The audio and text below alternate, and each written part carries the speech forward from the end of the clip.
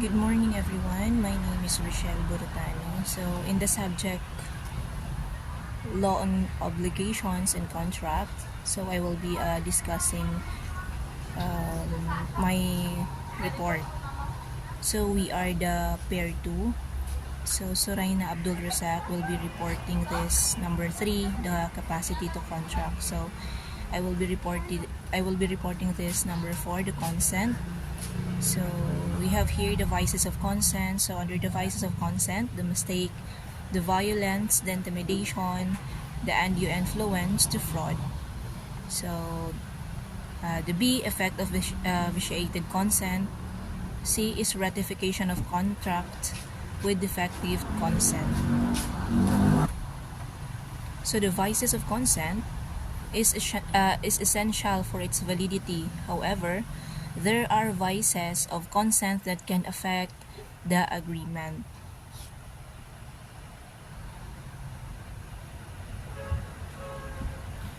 So we will discuss the number 1, the mistakes. So it is a false notion of a material fact or thing relevant to the contract. So yung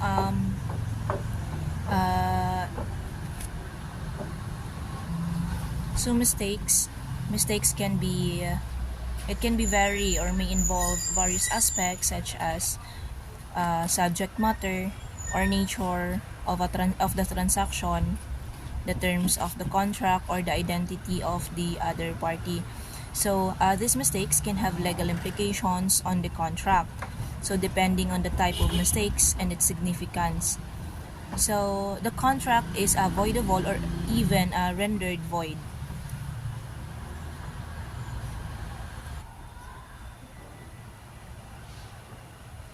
So then I will read the illustration of the mistakes. So Jane agrees to purchase what she believes is a genuine designer handbag, but later discovers it is counterfeit product. Her consent was based on a mistake belief in authenticity of the item.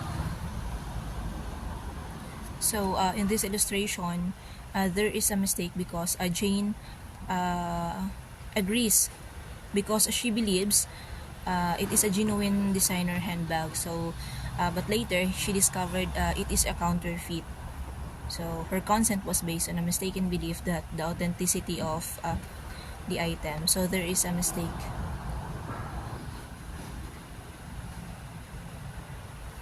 So the number 2 is the violence. It involves the use of physical force to coerce a party into entering a contract. So ang violence naman, ito yung the coercion can range from direct physical harm or threats of violence against the person or property of other party. Ito yung involved na yung pananakit para lang pumirma yung isang party ng contract against the will of the other party. So contract entered into under duress or violence are generally considered voidable. So the party who was coerced through violence has the option to void or cancel the contract due to the improper means used to obtain their agreement. So in legal implication naman, using violence to force someone into a contract is not only unethical but also illegal, and it violates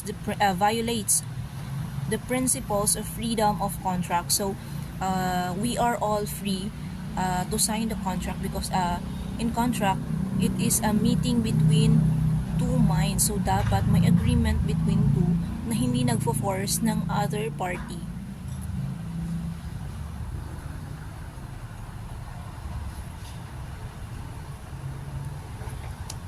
From this illustration of violence, so Mark signs a contract under duress after being physically threatened by other party. The presence of violence vitiates his consent. So si Mark nag-agree sa isang contract kasi na physical siya, so physically threatened, so sinaktan siya to the other party na nagliled sa kanya to sign into an agreement.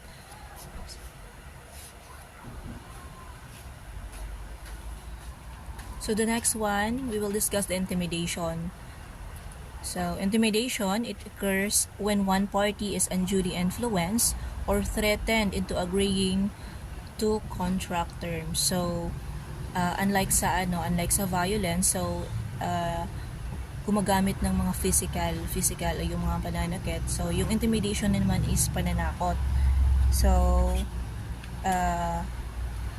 this is threats that leading them to agree the terms of a contract against their will. So yung hindi nila kahit hindi nila gusto yung isang contract, so nafo-force sila na magpirma ng isang contract dahil sa isang pananakot or sa pananakot ng isang party na na para mapirmahan lang yung kontrata.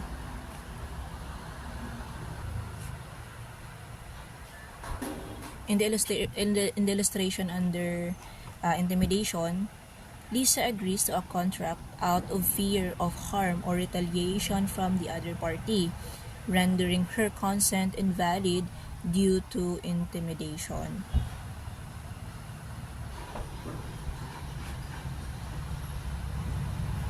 The next, the number 4, is the undue influence. So it involves one person exerting improper influence over another person during the information of a contract.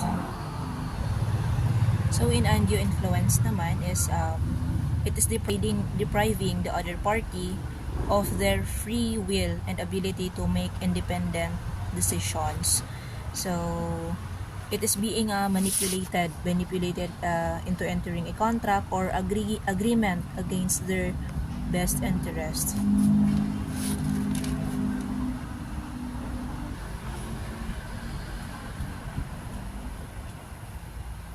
The illustration. So Tom's elderly relative manipulates him into signing a contract that is not in his best interest. So taking advantage of their relationship to exert undue influence. So merong advantages sa relationship between a relative. So nagtake siya ng advantage to manipulate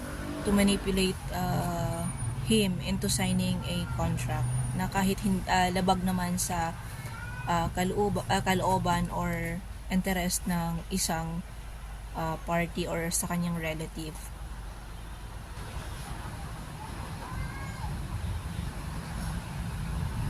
So the number 5 is the fraud.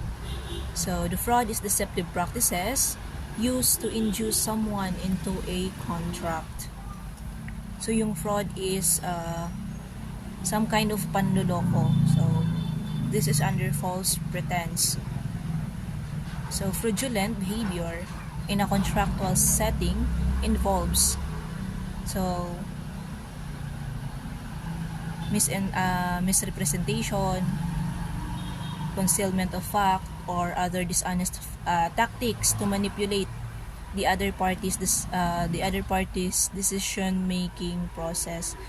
So maraming fraud is panloloko, maraming paraan para lang ma-manipulate yung isang party to sign into a contract. So contract entered into through fraud are generally voidable at the option of the defrauded party. So we will discuss this in the next slide. So I will read first the illustration of fraud.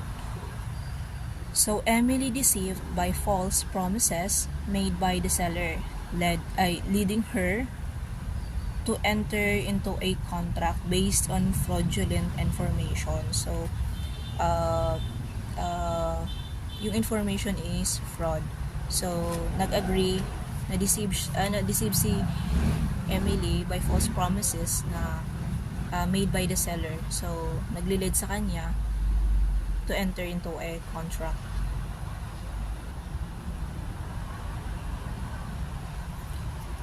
So we will discuss the effect of vitiated consent. So if consent in a contract is vitiated by any of the vices mentioned above, the agreement may be voidable or declared invalid.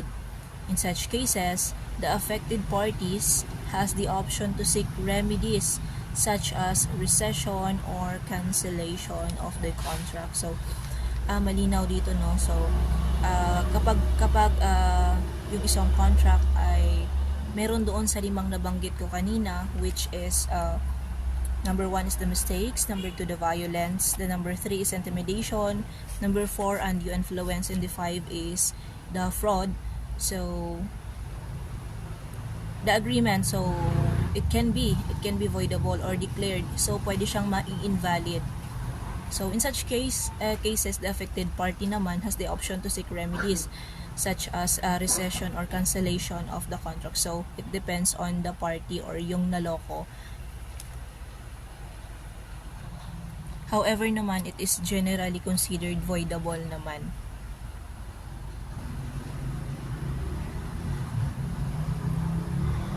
So we have here, after realizing she was misled by fraudulent claims, Emily seeks to void the contract due to the vices of consent present. So the effect of vitiated consent allows her to challenge the validity of the agreement based on the deception she experienced. So na-realize ni Emily na na-mislead siya by fraudulent claims. So nag-seek siya ng Emily seeks to void the contract due to the vices of consent present. So ito na yung illustration ng kanina. Ito na yung illustration ng effect of vitiated consent na pwede anytime. So pwede kasi generally accepted naman or considered voidable naman yung mga ganong instances or ganong mga pangyayari. So the next one is the ratification of contract with defective consent. So in some instances, a contract with defective consent may be ratified. So ratification refers to the act of confirming or accepting a contract that was initially flawed due to vices of consent. So ratification can occur explicitly or implicitly, where the party acknowledges and agrees to uphold the contract despite its initial defect. So ratification of contract with defective consent. So ito yung pagtutuwid ng mga kontrata. So with defect consent at panatilihin ang kanilang ugnayan sa contract. So it provides a mechanism for parties to move forward with the agreement despite initial issues, so ensuring that the contract can be upheld and honored. So pwede pa rin namang pagtutuwid sa isang contract if ever nagkamali lang sa isang other party. So halimbawa yung isang party na-realize niya na naloko siya, and then yung isa naman is hindi niya sinadya na ganun ang mangyayari sa isang contract. So pwede namang ayusin yun through legal basis. Pwede pa rin matuloy yung